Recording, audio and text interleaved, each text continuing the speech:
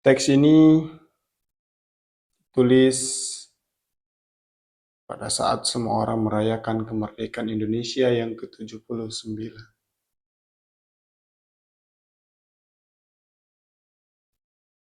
Jika semua orang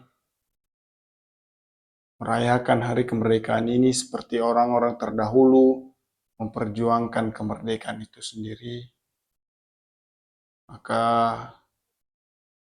disertai tetesan air matalah teks ini ditulis. Monolog katanya sudah merdeka.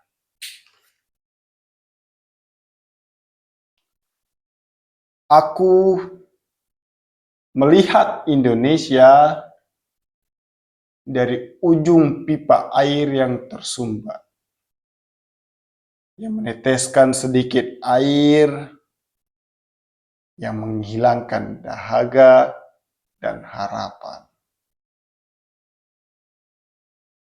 Aku melihat Indonesia dari sela daun kering yang gugur mengotori jalan, mengubur semua cita yang bahkan tidak pernah aku impikan.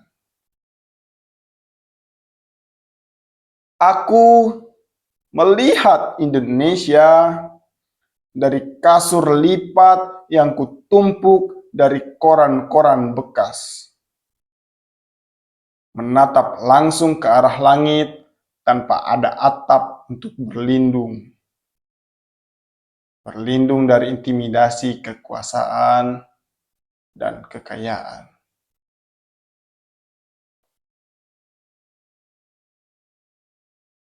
"79 tahun yang lalu, Indonesia sudah merdeka," katanya. Setiap tahun dengan meriah dan sangat antusias semua orang merayakan hari itu. Tentu saja dengan kucuran dana dari pemerintah agar semua orang bisa merasakan yang namanya merdeka. Mereka pikir merdeka hanya sekedar mendapatkan bantuan saja. Dengan keras lagu itu mereka putar. Semua orang mendengar, semua orang menari. Dinyanyikan dengan hikmat lagu Indonesia Raya itu.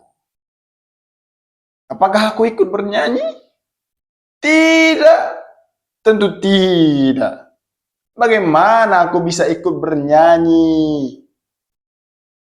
Bagaimana semua orang berteriak merdeka, tapi masih saja tunduk di bawah penjajahan kebodohan dan kemiskinan? Bagaimana bisa?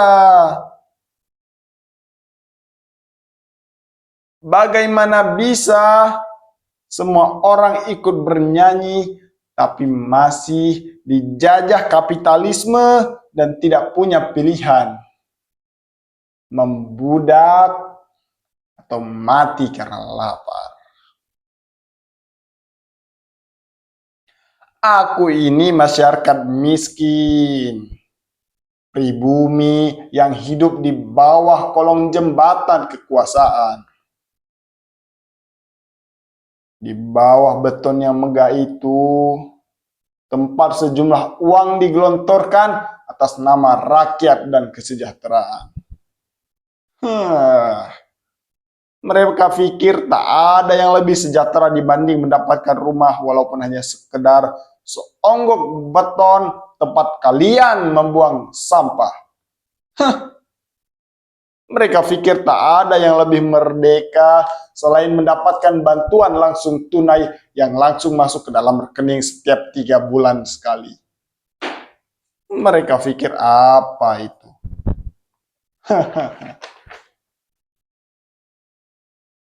Orang-orang miskin sepertiku yang hidup di dalam selokan seperti orang-orang yang kalah sebelum pertempuran dimulai. Mereka adalah orang yang terintimidasi oleh kekuasaan dan kekayaan. Jangankan memikirkan pendidikan, sarjana, doktor, profesor. Untuk segenggam makan saja, mereka harus mencari tempat yang kotor. Apakah itu kemerdekaan? Coba jelaskan kepadaku apa yang dimaksud kemerdekaan.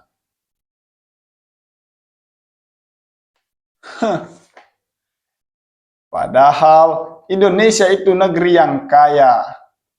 Laut terbentang jauh di depan mata. Walaupun ikan selalu dicuri oleh nelayan negara tetangga. Indonesia itu negeri yang makmur. Hutan luas berjuta hektar terhampar. Tak seorang pun merasa lapar. Boleh saja ditebang, yang penting semua senang. Yang penting semua senang. Tapi tidak dengan kami. Untuk sebongkah ubi kayu yang kuambil untuk mengisi perut yang 2 hari sudah tidak terisi, harus kubayar dengan 2 tahun hukuman jeruji besi. Ya, 2 tahun. Lain di atas, lain di bawah. Pencuri kecil dikejar tiada ampun. Didor di kaki, lumpuh tak berdaya. Lain di atas, lain di bawah. Pencuri-pencuri besar dengan dasi terlingkar. Tanpa beban melenggankan kaki dengan vonis bebas ala-ala berkelakuan baik. Dengan dalih yang penting semua senang. Jangankan harap salah atau hukuman. Ada uang, potong masa tahanan. Sungguh, tiada seorang pun yang mampu mengukur antara senyum di muka dan kata di hati, terlebih jika disematkan pujian. Sungguh, tiada seorang pun yang mampu mengukur jarak antara lidah dan perbuatan seseorang, terlebih jika diberikan jabatan. Indonesia itu negeri yang makmur. Walaupun rumah-rumah kecil harus digusur agar beton-beton megah itu bisa dibangun. Indonesia itu negeri yang kaya. Walaupun kemiskinan tiada pernah pergi, betapapun emas di bawah telapak kaki.